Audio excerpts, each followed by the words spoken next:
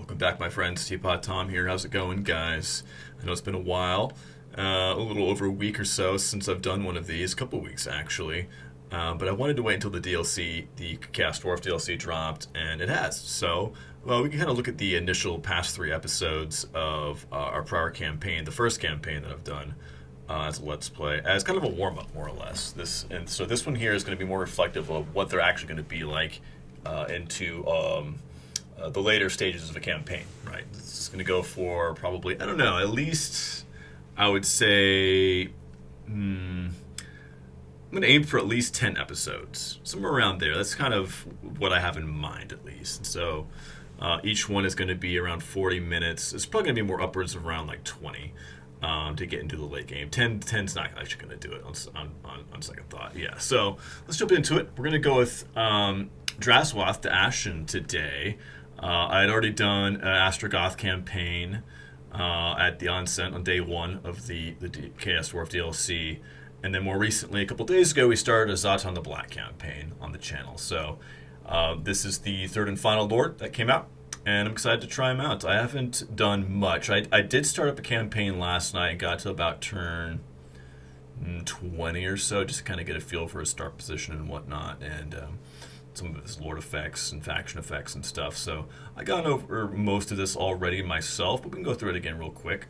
So he is more of a caster-oriented Lord.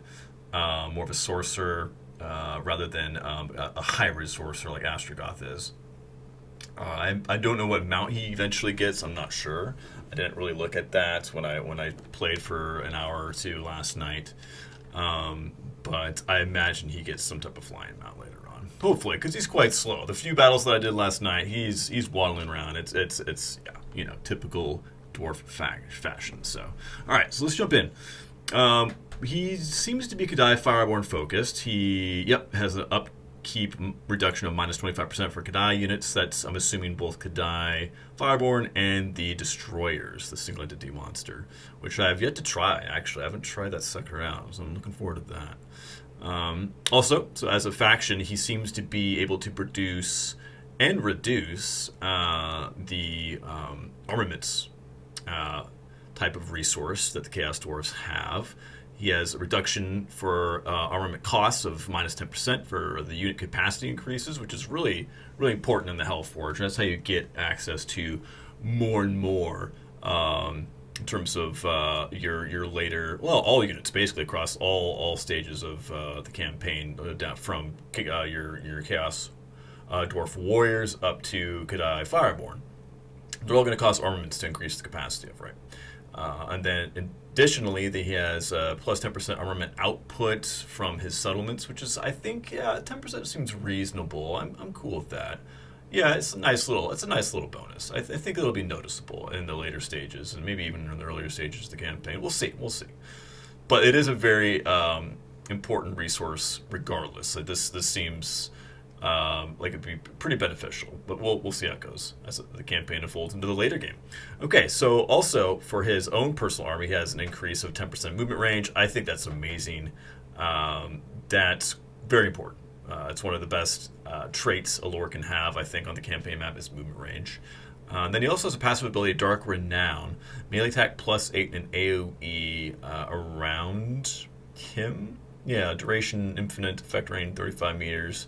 It looks like it's just a passive buff around him. And it's on all the time. Interesting. I'll have to take a look at that in battle. I want to make sure that's activated and doing its thing and is what I think it is in terms of its battlefield effect. So, all right, so let's jump into it. Oh, also, in addition to starting with the Kadai FIREBORN, he does have an Infernal Guard Fire Glaive, who I was testing out a little bit last night, and they are really cool.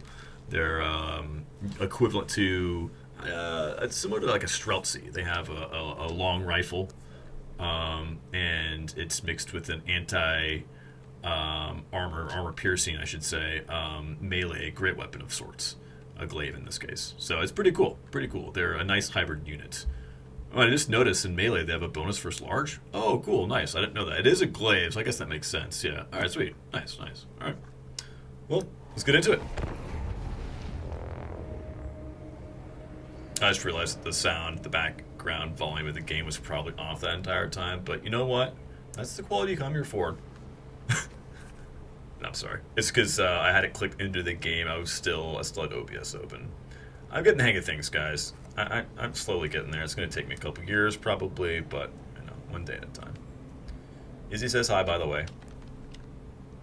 She's currently in her usual spot. If those of you are accustomed to my live streams, which I do about 5 days a week, Izzy is... she looks like a little hairy nugget in front of the fireplace at the moment. Yeah, she's just kind of staring into the fire. Yeah, just happy as a little clam. Oh yeah, continue. Let's do this.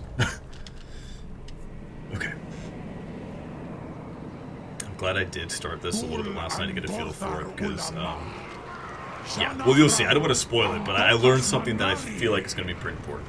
I'll explain it as we go along. Okay, so... got our little hero here. He's an Infernal Castellan. Castellans are nice because they do give their parent army increased movement range. Oh, they also block. Right. They block armies, they can wound heroes, they damage some walls. I like all three of these effects. Those are pretty nice. In terms of what particular hero as an agent has access to on the campaign map, I like those three. Alright, so, oh yeah, what was this trait? We're looking at here. Volatile. Weapon strength plus 10% and a charge bonus plus 10. That's pretty garbage. I'm not gonna lie. That's pretty garbage. Alright, let's get in there. Kazakh flag. Okay. Yeah, he only starts with one Fireglaive though, but he also has a blunderbuss unit, which I forgot to mention before we started. So yeah, he does do it. I have two ranged weapons. One is about twice the range of the other, which kind of makes things awkward, but not really. Like, I was working around it last night. You'll see as we go along that it's not that big of a deal. They both will serve a similar purpose, but one is... there's pros and cons to each. Alright, let's get in there. Okay, close victory with low casualties, but we'll go ahead and fight it just to get a feel for these units, show them off, and minimize some casualties here. They do have a unit of Black Orcs. We've got to be careful about that. They kind of, they effed me up last night. yeah, they kind of beat me up. But I have a better idea as to how to approach them, I think. We'll give that a shot. I was getting to feel for the Kadai Fireborn as well last night. I didn't realize that as they run along, they travel under the ground. Their animation actually has them go under the surface, and it seems like they prevent... I mean, a lot of you guys have probably already noticed this and have made this discovery, but they were dodging, dip, dive, duck, dodge, dodge, dip, dive, duck, and dodge, and, various projectiles and whatnot. It's pretty cool. Okay, so...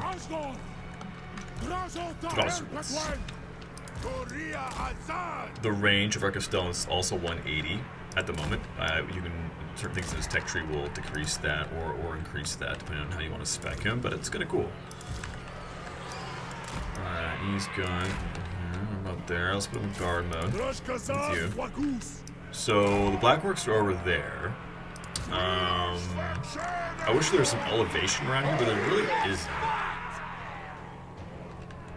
Sometimes the answer to not having elevation at your disposal is actually utilizing being down in little defilades like this and having the opponent be on the high end, because at least in the terms of powder units that need line of sight to their target aren't able to lob shots over things, being down at the base of a hill, shooting up into the hill over your units in front of you is an option. So I'll showcase that here. We'll scooch over here, and we might be able to get some shots up onto this hill. See how it's slightly elevated as the Black Orcs run into us. Hold on. Let's take a look around here. Let's not be hasty.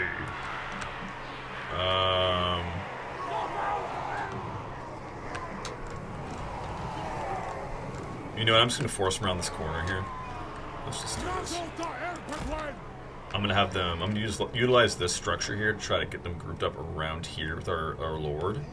And then drop our bombardments down. Oh yeah, because we do start with the army ability Dreadquake Battery, which I used last night a bit too for the first time. And yeah, it's pretty... okay, I won't say it's... ooh, will I say it? It's kind of overpowered. It's kind of overpowered, guys.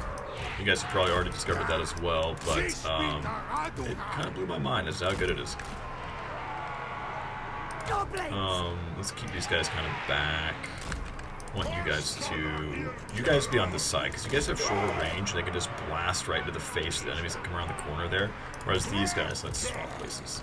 I like having units that are on the left side be kind of corresponding to how they are in the battlefield. So go from right to left basically. So like I would kind of go like that. To put this guy in the center if I wanted him in the center. You guys on the left hand side, you guys on the right hand side. So there's a correlation there. Like you're here, in the middle, and then on the right. It just helps keep track of things for me. I don't always do that, but you'll see me do that in my live streams and whatnot. And that's why I do it. It just helps me remember the position of where things are on the battlefield versus as their icons down below. Okay. FIREBORN, we'll keep them off to the flank over here, and they can. I like using them because they have some mass. I don't know exactly how much mass, but they're more massive than say these little goblins, right? So they'll kind of screen out the wolf riders, which have a bit more mass themselves. So. Oh shit, they have one on the left flank as well. Damn it! Arrgh. Okay, well we have to deal with that. We'll keep some of you guys over there to smash into them. All right. You guys can go here as well. Okay. Hero, keep him in the middle. You guys can be kind of in the center right there, and then you guys there we go. There you go. That's good. Alright, let's switch up to that barrier that I was talking about. Right about there. Created this whole area here from this stretch to this stretch, kind of a choke point. Yeah, kind of force them into it. They go around and flank us. Well then, you know, it's not what I was expecting. It'll be our demise. We'll go on swinging though together. Alright, let's get our hero, not our hero, but our lord up there. Go. We can lob some spells at him.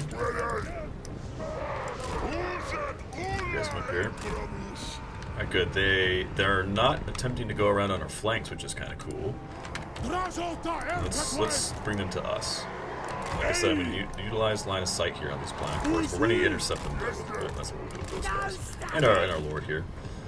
I'm going to get a big blob formed. In addition to being able to shoot them up with our guns, I want to form that big blob to drop the bombardment on them, right on their noggins. You guys look a little bit more. Alright, take some shots off. Shit, okay, so they are going off around the flank there. That's fine. That's fine. Here we go. Get ready. Light them up. That flank. So up a little bit. There we go. There we go. Good. We got our Black Orcs pinned in. Which I probably should use that. The Black Orcs. Okay, and again, we're engaging the cavalry on the right flank of the FIREBORN because their mass is very nice. We're taking some shots though from the archers. I'm going to pull through. Let's shoot down those archers instead. They have pretty high damage out there. If we look. Let's have you guys blast these guys. You guys work around this flank. I need you guys to get on these archers because these are our boys. They do a lot of damage if they're left shooting. Alright, let's drop the bombardment down right about there. Good. And on our left flank, we caught them up. Up the cavalry on the left side. I'm going to withhold taking our orcs into melee because the bombardment's coming in. Once it goes off, though, all of a sudden. Oh, God. Oh, my God. Oh, Jesus. It's massacre. Oh, shit. Let's get on those guys. Broke here, but that's okay. Let's pivot around. Actually, let's turn these guys back this way to screen out those Black Orcs. Or the Orc boys. We're fine. I'm shooting over there. FIREBORN to shut down those R boys here in a second. Get into melee with them. And good. Alright, that should shut down their shooting. Alright, you guys, there and they're back. Goblins will rally. They're doing fine. They're doing fine. These guys catch up. Why are they going so slow? What's going on here? God, this freaking pipe! Ugh. That could be a nice blast, right? Let's make sure I don't shoot my hair on the ass. Oh! There we go. Oh, Jesus, I forgot about them. Well, luckily we're literal refrigerators. So we're just still shooting in melee, we don't give a shit. These were the fireplace, okay. Even better.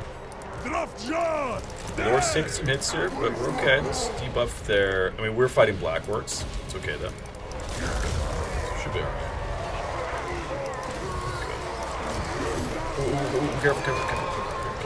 Don't shoot. The blunderbusses are great, but they have the potential to cause some friendly fire because they're like, they're shotguns. They have to spread fire. They're not exactly that accurate. Alright, good. Ooh, Drazhoath got beat up. Probably should have pulled him out there a little earlier, but I did forget about him. Not gonna lie. Forgot about him. It's alright. Good, gonna run him down. Run that when we can. Good, so we took a bit of damage. Auto probably would have been better, but you know what? We're just kind of showcasing the units, showing how not to use them. We had a bombardment we could have used as well. Yeah, so I was a little sloppy there, but I you know, we had to position our gun units. So we got the job done. We got the job done. Alright, let's chase down this lord, though, get rid of him. This friggin' putt is going to be the enemy. Let's finish off those Black Orcs, too. Here, you have a gun. Keep shooting them. Actually, hold on. Hold on. Is he gonna juke it? No, I don't think he can. He has no control. Here we go. Oh, don't hit the pipe.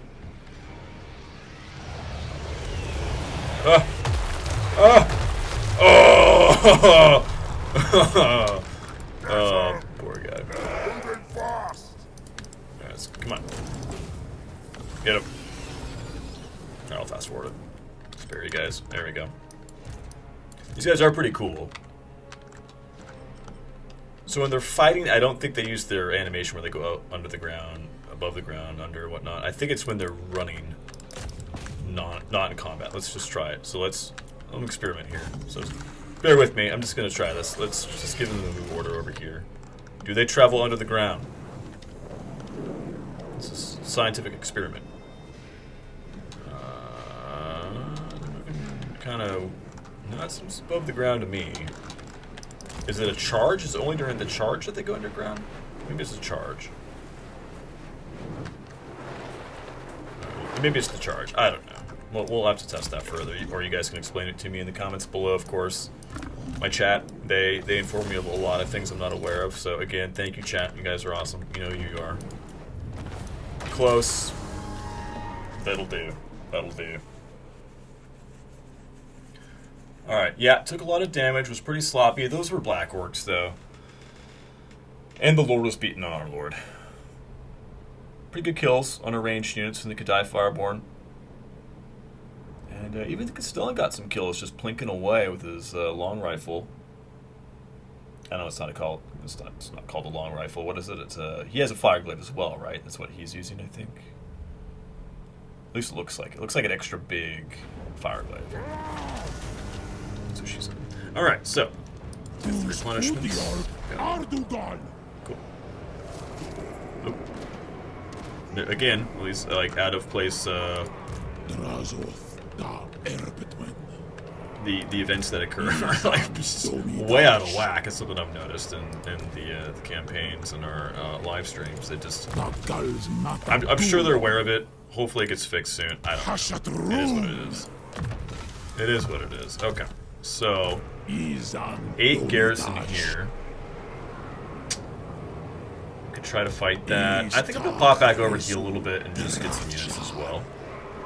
Just heal up a little bit. We were sloppy there. Alright, and I think we have enough to increase our capacity for Dwarf Warriors. Let's go ahead and try that. Oh yeah, we do. Just enough. Look at that. Very nice. Alright, cool. So let's grab 3 of them. I'm gonna go heavy into the Dwarf Warriors this campaign, I think. Skaven Dan, whom if you haven't already subscribed to him, please go do that. He is an awesome dude, awesome material, and he's very good at this game. So I tend to emulate him oftentimes. And one thing he was doing in his recent playthrough was building a lot of Chaos Dwarf Warriors. He went heavy into that initially out of the get-go. So let's try that out. Let's just pump it up a little bit. I'm gonna sit here for 2 turns though, globally. So let's hold off on those dudes. This will get us to about half health on Draz, and you know, and some fat warriors in here. Let's do it. Okay, in terms of tech, I've been going with this in our live streams, the Stronghold Syndrome, because I'm building a ton of laborers. You know, what's the term for them these days? The unpaid interns. Yeah, that's what people call them, that's great because they are. They're free, not free, but they're very cheap. They're near free. They're very cheap. You can build big stacks of them basically, and because with the Chaos Dwarves don't have supply lines, you can pump out a ton of them and have multiple stacks running around for very, very cheap. And so this pays off. This pays dividends. I mean, reduced upkeep and melee attack for them is very, very good. And then later on, is it this one? Yeah, they get extra leadership, experience gain, and melee defense. These two here are very powerful with that type of playthrough. But because we're going into warriors initially, let's go with this one instead. This is going to buff the warriors up and all the other dwarven-based infantry from here on out into the late game. So let's go with that. Try that out. Extra melee defense and leadership. Yeah, can't go wrong. Can't go wrong. Start with that. Okay, in terms of the Hellforge, I think the only one available is probably the Frenzy, right? If you look over here, that, right, melee. Oh, closed it. There we go. Frenzy, yeah. And I don't want to spend the armaments on that right now. No, I want to save them up. Frenzy's not too important at this point.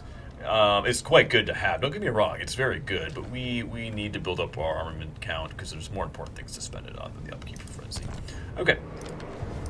Diplomacy, what can we do here? Servants, yeah, they're basically similar to the Sentinels for the Tomb Kings. I've noticed they're kind of this like neutral faction to us. They're not literally neutral. They become friendly quite quickly and will like us, but they're just kind of like a placeholder for you to confederate into the late campaign. They're meant for you to confederate.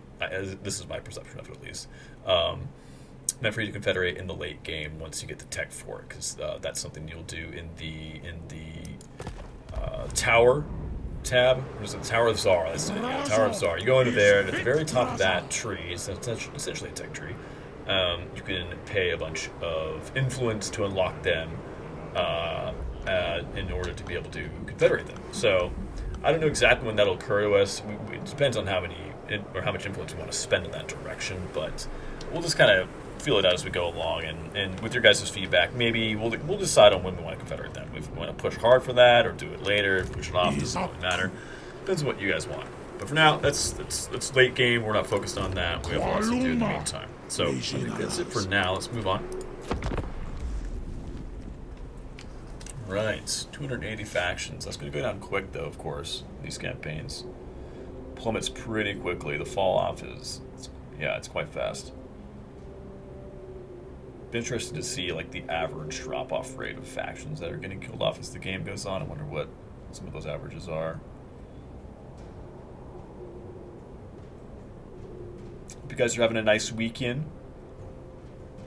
I know it's not a live stream, but for those that are going to be watching this soon after I release it, hope you're having a nice weekend. Okay. So we got some more units under our belt. Now we healed up a bit, which was pretty important because we did take a lot of damage that last battle.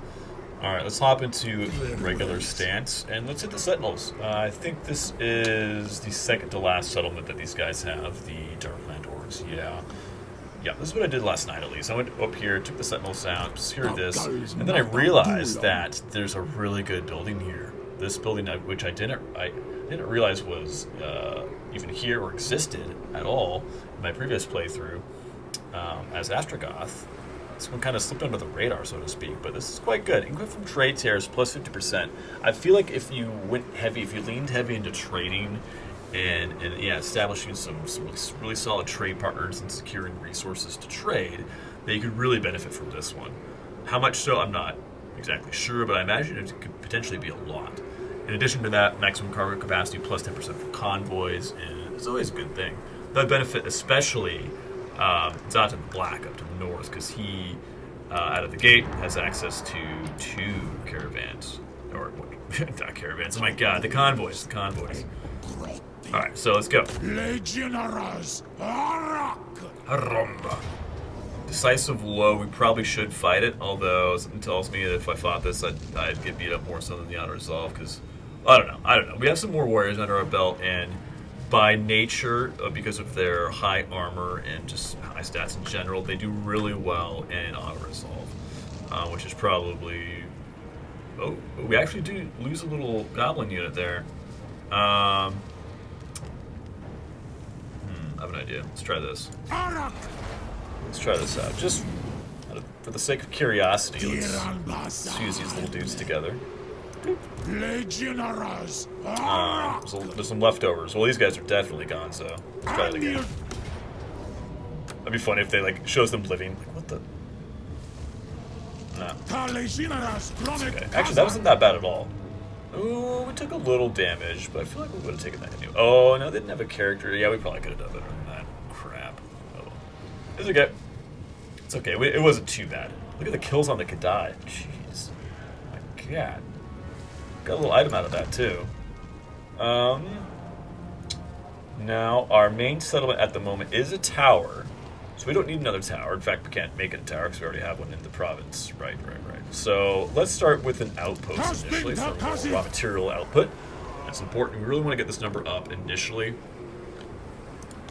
All three of these are very important, as you'll see, but this is kind of like I'd say the foundational one.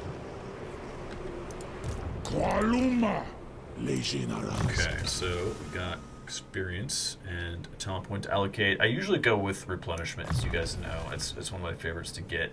It just allows you to heal up quicker after battles, recover quicker, and just keep pushing. Okay. Let's see, we put a point to increase mobility already, so let's go with that. Cute. Alright. And in terms of buildings, we can could spend 4K on that. We do have the money at the moment. We're making about $2 grand a turn. Interestingly, we do start with this building as well. It's occurred to me that, when I started the Zatan, the campaign a couple days ago in our live campaign, our current one, I realized that all three lords start with this building, which is kind of cool. It allows you tier 1 access to dwarf warriors, which is pretty sweet.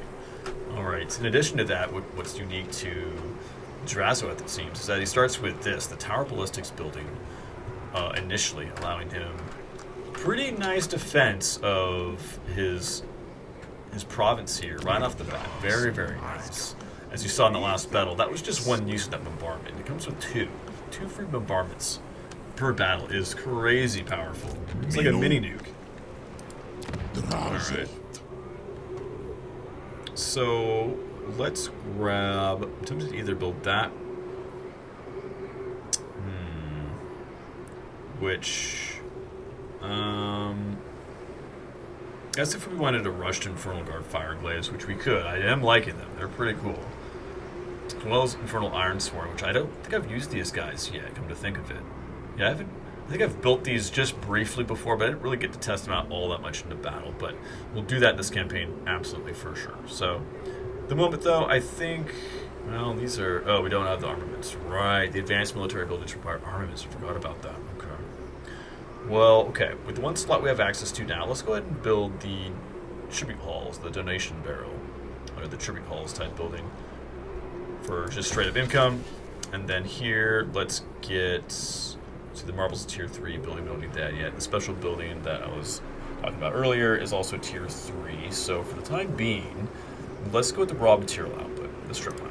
Yeah, pick that up. And let's go ahead and spend the 4,000 on that. That'll be most of our money, but we are making a bit. We'll be fighting more, so I don't feel too bad about it. Okay, with that, let's move on.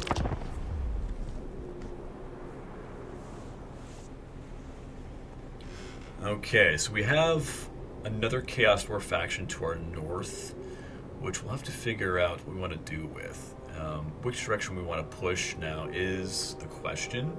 I think what's most important is that we go for the final settlement needed to complete our initial province here, which is just to our west. I think if we go over and snag that, get our first province secured, built up, get the commandment going, then we can make a decision as to where we want to go next. Okay, so we got that tech finished. Let's go ahead and pop back into the tech. Get another one going here. We could go with this, which would buff up our ranged units. Well, our dwarf-based ranged units, which we have two different types of at the moment. We have one of those, one of each of those. But I don't think the benefits are that much right now. It certainly wouldn't be a bad choice. You could definitely go with that and benefit from it. We will get it eventually. But I think let's go over to... Well, since we don't have the 250 armaments, go over to industry. Let's start with this one. Labor gain from post-battle, plus 5%. Doesn't seem like much, but it'll add up for sure. So let's start with that. Okay, Draz. Let's take your little scout here, and what's his name? What's this guy's name? Scout. Drazhoath. Luktaz, the bronze. Oh, I like that. I like that, Luktaz. Come over here, Luktaz. Alright, thank you, Luktaz. Appreciate that. We've got Dusty over here to the west. Darkhold. 8 garrison. Okay. And let's verify this is the last settlement we need. Yep, okay. Yep. Howling Waste, we need that.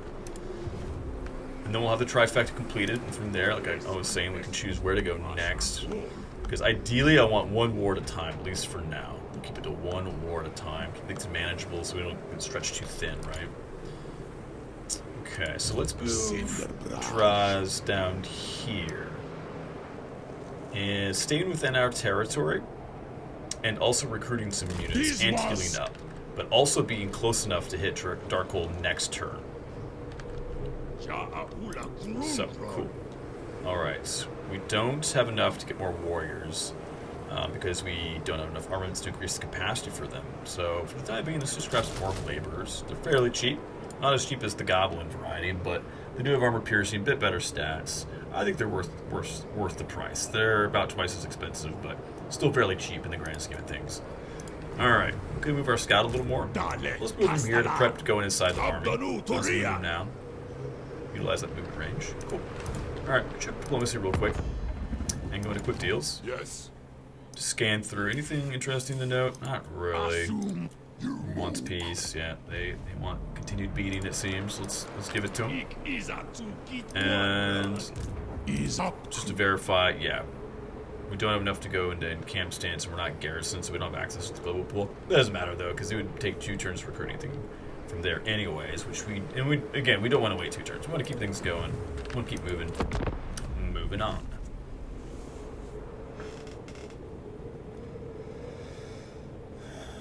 Okay. Let's see if Dusty recruits some units here.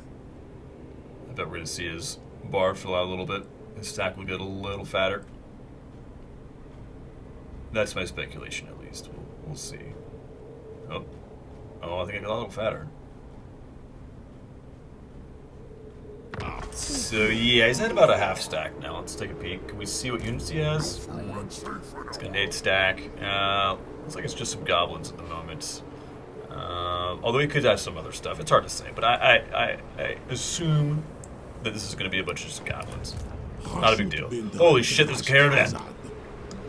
I'm a coward. Alright, so... Alright. We do have the option to go hit him right now with Drazhoath. But for the sake of doing 2 birds in 1 stone, we might be able to recruit a lord here and reach the caravan from outside the garrison. Oof. I don't think... So, okay. Let's just recruit a lord and try it. We can try this first. If this doesn't work, then we can bring Drazhoath over and delay going after the orcs. Because I do want to take advantage of the fact that there is a caravan here. Oh, also, I just realized that that with the addition of another lord nearby supporting Drazhoath in battle here at the caravan, we'll actually make more money out of it. Hell yeah, let's do that. What we got here? Ooh, shinies. And metal magic. Kurgash. Don't want to go with metal. I like metal. I like metal. I like shinies. Let's do it. Alright, so, little trick here. When you recruit a lord initially, I know it doesn't show any movement range here, but you can actually take them, bring them into the garrison, and then you give them a little leeway as to where to put them outside of the garrison. So, if you click right there, they'll go to the tile just outside the garrison, in that direction, which I think will be in range of supported Drazhoath if I initiate. Damn it, it's not! Ah!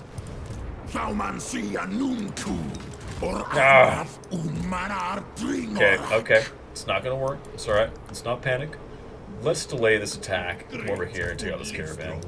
Even without the support of Kurgash. It doesn't matter.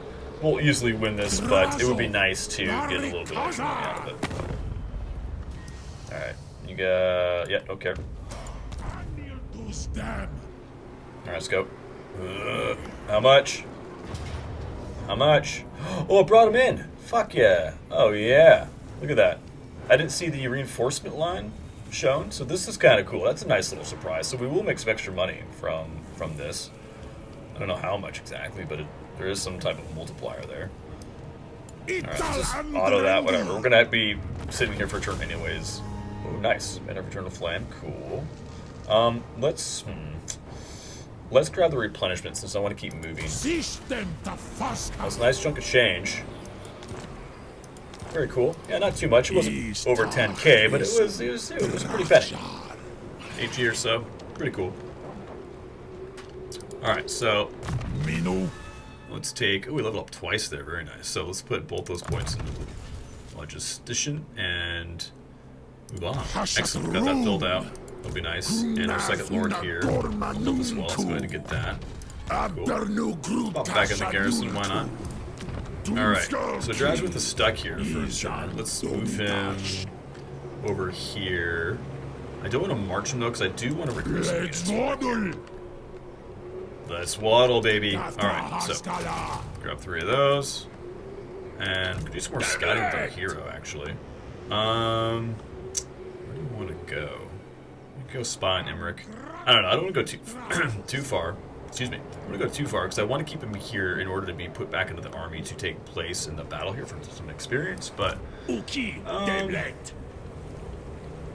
So in order to do that, we can still move a bit out of the way, though, to the west, let's say. Let's just take a peek over here.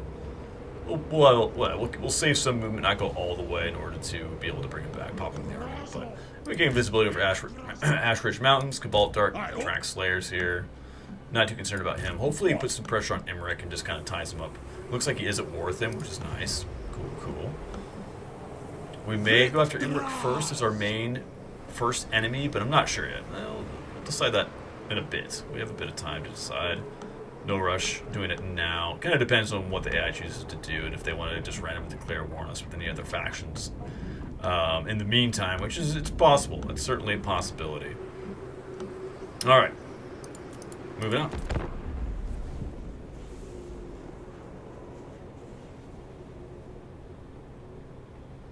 Okay. So I've been told that Grimgore has been kicked up a notch in terms of anti-player bias and aggression. That's actually been my experience too. It seems like the community is pretty well set on acknowledging that Grimgore just goes out of his way to beeline for you more often than not, and it's something we have to be watching out for. He's going to come from the north, so the Sentinels is likely going to be his first target, at least at this point. In our playthrough with Drazhoath, I think he declared war on us around turn 25. But I've heard of times where he's declared war on players around like turn 8. So we need to be aware of that when he does. And even if we aren't at war with him, it'll be nice to keep an eye on his armies as well, because he's kind of a loose cannon. Alright, so we've recruited some units, we healed up a bit. Drazhoath is back to full health. Excellent. Since we can't make it over there in one turn, let's move right over to the border. Actually, I have an idea. So since we have a lord here, a secondary lord, we can use him as bait. The stack, garrison to Darkwold's up to a 13 stack. Let's try to bait him out. We won't have to, of course. We can go over there and siege him, and he'll have time to recruit a few more units. So we'll have to wait another turn to get there. He'll get up to like an 18 stack or so. We could fight that along with the garrison. Probably do fine. But let's do a little bait and bush here. Let's take Kurgash. Force march him to right about... Actually, let's lay the ambush first. Move Drazhoath over to right about here. Staying on our territory, so we're still healing up a little bit. And then take Kurgash and force march him just behind Drazhoath. Waddle right over there, thank you. Perfect. Cool. Now, Drazhoath's going to act as... No, I take that back. Not Drazhoath. Kurgash is going to act as nice, juicy bait. Hopefully we'll bait this army out to attack us. If not, that's fine, though. No big deal. Luke Tiles will move back over here, prep to get back into the army next turn. Cool. You'll sit tight there. Alright, we do have tech we can start. Now, this one here is not beneficial to us at all at the moment, but it will be later in the campaign, because we will have access to some ports later. So this will be a nice boon to have. More importantly, though, we want this. in terms of right here and now, this will benefit us tremendously, the armament output especially, because that'll stack with our initial plus 10%, right? Generation to output, or armament output. So with this, we'll have an extra plus 20% coming in. I think that'll really make a difference in the long run. So because of that, let's go ahead and get this, because we need to get it in order to unlock that. And it only takes 3 turns, so not too bad. Okay, cool. So we got our tasty stack set. Ambush is laid. It's only a 50-50, 50%, but you know what? It's alright. It's a coin toss. Odds could be worse. Alright. And moving on. Let's see what happens here. He may attack us, he may not.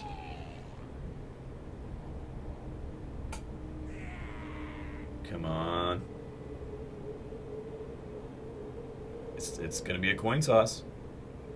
Oh, another caravan. Oh my god.